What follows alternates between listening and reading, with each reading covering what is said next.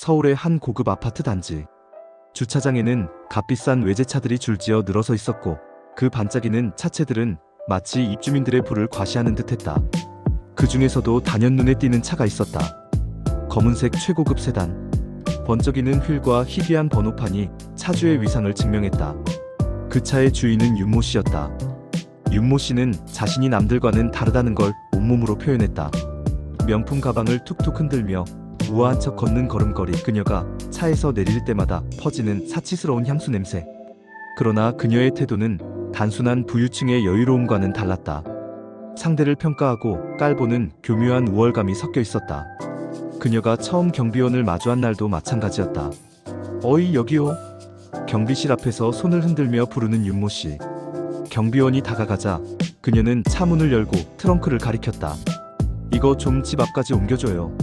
트렁크 안에는 브랜드 로고가 선명한 명품 쇼핑백과 큼지막한 옷박스들이 가득했다. 경비원은 조용히 고개를 숙이며 답했다. 죄송합니다, 여사님. 저희는 짐을 옮겨드리는 서비스는 제공하지 않습니다. 윤모 씨의 얼굴이 순간적으로 굳어졌다. 마치 자신이 모욕이라도 당한 듯 입술을 비죽이며 쏘아붙였다. 뭐? 아니, 다른 경비 아저씨들은 다 들어주던데? 내가 부탁하는데 그 정도도 못해줘요? 경비원의 대답은 단호했다. 규정상 도와드릴 수 없습니다. 순간 윤모 씨의 표정이 일그러졌다. 그리고는 목소리를 높이며 경비원을 비웃었다. 어휴, 세상 참. 대단한 사람이라도 된 줄 아나 보네. 어디서 일하다 왔길래 이렇게 거들먹거리시나? 경비원은 묵묵히 고개를 숙이고 경비실로 돌아갔다. 그러나 그날 이후 윤모 씨의 갑질은 본격적으로 시작되었다. 그녀는 경비원이 길을 지나갈 때마다 일부러 큰 소리로 빈정거렸다. 요즘 경비원들은 참 편하네. 아, 그런데 전직 형사님이시라면서요? 형사 출신이 경비원이라니 세상 알다가도 모르겠네. 경비원은 주먹을 꽉 쥐었다가 다시 천천히 폈다. 그는 강력계 형사로 일하며 수많은 사건을 해결했고 범죄자들을 잡아넣으며 보람을 느꼈다. 하지만 그 과정에서 크고 작은 부상을 입었고 결국 경찰직을 그만둘 수밖에 없었다. 그러나 그는 이 일을 단순한 생계수단으로 생각하지 않았다. 주민들의 안전을 지키는 것도 중요한 일이었고 자신은 여전히 그 역할을 하고 있다고 믿었다. 하지만 윤모 씨 같은 사람에게 그런 이야기는 아무 의미도 없었다. 그녀에게 경비원은 무시해야 할 존재, 자신보다 낮은 계급의 사람, 마치 하인처럼 부려야 하는 대상일 뿐이었다. 그러던 어느 날 경비원은 그녀에게서 이상한 점을 발견했다. 주차장에 차를 세운 그녀는 차 안에서 전화를 걸며 목소리를 높였다. 야, 제대로 모았어? 지금 5억은 넘어야 한다니까? 어차피 애들 돈 쉽게 나오잖아. 우리야 좋은 기회 만들어주는 거고. 경찰 걱정은 왜 해? 내가 다 알아서 한다니까? 경비원의 눈빛이 순간적으로 변했다. 다단계 투자? 평생을 범죄 수사에 몸담았던 그는 직감적으로 알아챘다. 사기꾼들은 언제나 투자라는 단어를 사용하며 사람들을 속였다. 겉으로는 합법적인 것처럼 보이지만 실상은 사기나 다름없는 구조. 그날 이후 경비원은 그녀의 동태를 예의주시했다. 그녀의 집을 드나드는 사람들이 점점 익숙한 얼굴로 보였다. 그리고 그의 직업적 감각이 경고를 보냈다. 저 사람들 어딘가에서 본 적 있어. 그는 경찰서 강력반에서 사기 전과자들의 자료를 수도 없이 보았다. 그리고 지금 그녀의 집을 오가는 사람들 중 일부는 확실히 전과자일 가능성이 높았다. 더 이상 확신이 필요 없었다. 경비원은 옛 동료에게 전화를 걸었다. 강 형사, 혹시 요즘 활동하는 투자 사기 관련 정보 좀 있나? 갑자기 웬 투자 사기? 우리 아파트에 수상한 사람이 하나 있어. 최근에 돈을 모은다는 이야기를 하던데 드나드는 사람들이 이상해. 몇몇은 전과자일 가능성이 높고. 혹시 그 사람 이름이 뭐라고? 경비원이 조용히 그녀의 이름을 말했다. 순간 전화기 너머에서 강 형사의 숨소리가 거칠어졌다. 야, 너 지금 장난 아니지? 그 여자 우리가 내사 중이던 사람이야. 경비원의 손이 강하게 떨렸다. 직감이 맞았다. 자세한 내용 좀 알려줄 수 있어? 아직 확실하진 않지만 대형 다단계 투자 사기를 계획 중이라는 정보가 있어. VIP 고객들을 대상으로 초반에는 수익을 보장해주다가 일정 금액이 모이면 한순간에 증발하는 방식? 이런 사기는 보통 얼굴마담이 필요한데 그 여자가 딱 그 역할을 하는 것 같아. 모든 퍼즐이 맞춰졌다. 윤모 씨는 단순한 갑질하는 입주민이 아니었다. 그녀는 화려한 생활을 보여주며 사람들을 현혹하는 범죄자였다. 며칠 후 그녀는 더욱 기고만장한 모습으로 등장했다. 이 아파트 사람들은 참 순진해. 돈 벌 기회를 줘도 못 알아보는 바보들 같으니라고. 경비원은 묵묵히 그녀를 바라보았다. 하지만 이번에는 다르다. 그는 더 이상 침묵하지 않을 것이다. 그의 눈빛은 형사 시절로 돌아가 있었다. 그녀가 사기를 치기 전에 반드시 막아야 했다. 경비원은 결심했다. 단순한 개인 감정의 문제가 아니었다. 이건 명백한 범죄였다.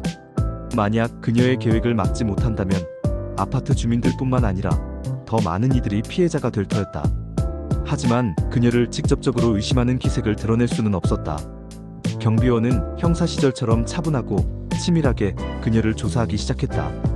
며칠 후 그는 퇴근 후 강 형사를 직접 만나기로 했다. 자료 좀 보시죠. 강 형사는 몇 가지 서류를 건네며 말했다. 이 여자 몇 년 전에도 투자 사기로 신고된 적이 있습니다. 하지만 결정적인 증거가 부족해 처벌을 피했죠. 이제는 교묘하게 법망을 피해 다닙니다. 경비원은 서류를 넘겨보았다. 그녀는 과거에도 유사한 방식으로 사기를 쳤다. 부유층을 타깃으로 삼아 VIP 투자라는 명목으로 접근한 뒤 일정 금액이 모이면 사라지는 수업이었다. 더욱이 그녀의 집을 드나들던 수상한 인물들, 그들 중 일부는 과거에도 사기 조직에 연루된 전력이 있었다. 확실하군요. 이번에도 같은 수법을 쓰려하고 있어요. 경비원의 형사 본능이 되살아났다. 예전처럼 직접 수사할 순 없었지만 이번엔 경비원의 위치에서 할 수 있는 일이 있었다. 그는 그녀의 행동을 주의 깊게 관찰하기 시작했다. 그리고 마침내 중요한 순간이 찾아왔다. 어느 날 밤 그녀가 아파트 지하 주차장에서 누군가와 대화를 나누고 있었다. 조용한 주차장에 그들의 목소리가 또렷하게 울려 퍼졌다. 이번 건 확실해. 10억 정도 모이면 바로 튀는 거야. 근데 경찰이 눈치채는 거 아니야? 그럴 리가 있나? 바보들 돈 빨아먹고 나면 증거 남기지 말고 깔끔하게 사라지면 돼. 경비원의 손이 주먹을 움켜쥐었다. 당장 뛰쳐나가고 싶었지만 확실한 증거가 필요했다. 그는 조용히 휴대폰을 꺼내 녹음을 시작했다. 그녀는 계속해서 대화를 나누었다. 이번 사기의 목표는 아파트 내 친목 모임이었다. 부유층 여성들을 대상으로 우리끼리만 아는 특별한 투자라는 분위기를 조성해 신뢰를 얻고 투자금을 유치하려는 수법이었다. 이번엔 완벽해. 주민들 다 우리 편으로 만들어놨어. 그 바보 같은 경비원 빼고. 그 순간 경비원의 입꼬리가 살짝 올라갔다. 그녀는 자신이 함정에 빠지고 있다는 사실을 전혀 모르고 있었다. 다음 날 그는 강 형사와 다시 연락을 주고받았다. 증거 잡았습니다. 뭐 녹음했어? 네. 직접 들었죠. 지금 파일 보내겠습니다. 그는 즉시 녹음 파일을 전달했다. 강 형사는 녹음을 확인하더니 흡족한 듯 말했다. 좋아. 이 정도면 충분히 혐의를 입증할 수 있어. 하지만 더 확실한 증거를 잡아야 해. 가능하면 직접 돈이 오가는 장면을 확보하면 끝장이야. 알겠습니다. 방법을 찾아보겠습니다. 며칠 후 경비원은 그녀가 주민들을 대상으로 투자 설명회를 연다는 정보를 입수했다. 장소는 아파트 내 고급 커뮤니티룸. 경비원은 일부러 그곳을 청소하는 척하며 접근했다. 그녀는 모여있는 주민들에게 활짝 웃으며 말했다. 여러분, 이번 기회를 절대 놓치면 안 돼요. 이건 정말 한정된 사람들만 들어올 수 있는 투자예요. 신뢰할 만한 정보가 있으니 믿고 따라오시면 돼요. 주민들은 귀를 기울이며 진지한 표정을 지었다. 몇몇은 이미 지갑을 열 준비를 하고 있었다. 경비원은 이 순간을 놓치지 않았다. 조용히 스마트폰을 꺼내 사진과 동영상을 촬영했다. 그녀가 직접 돈을 받고 투자 서류를 작성하는 장면까지 모두 담았다. 그날 밤 강 형사는 즉각 수사팀을 꾸렸다. 다음 날 아침 경찰들이 아파트로 들이닥쳤다. 윤 씨, 당신을 사기 혐의로 긴급 체포합니다. 갑작스러운 경찰의 등장에 그녀는 어리둥절한 표정을 지었다. 뭐? 무슨 소리야? 난 투자한 것뿐인데. 하지만 경찰들은 증거를 하나하나 제시했다. 녹음 파일, 사진, 영상. 모든 것이 그녀의 사기 행각을 입증하는 확실한 증거였다. 그녀는 얼굴이 하얗게 질려 떨기 시작했다. 이거 다 조작이야.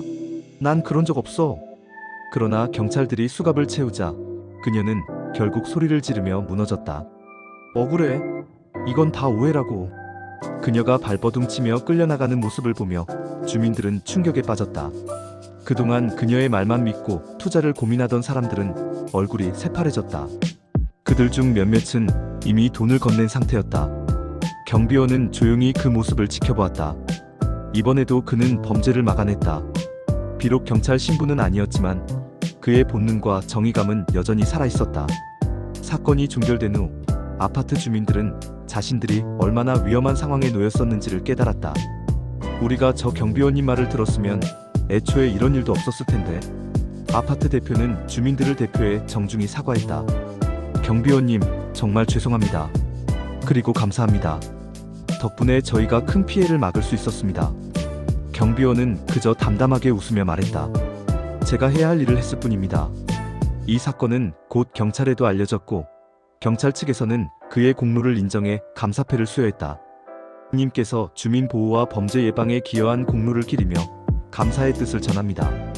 아파트 주민들도 뜻을 모아 그에게 특별 보너스와 근무 환경 개선을 약속했다. 그날 이후 아파트의 분위기는 완전히 달라졌다.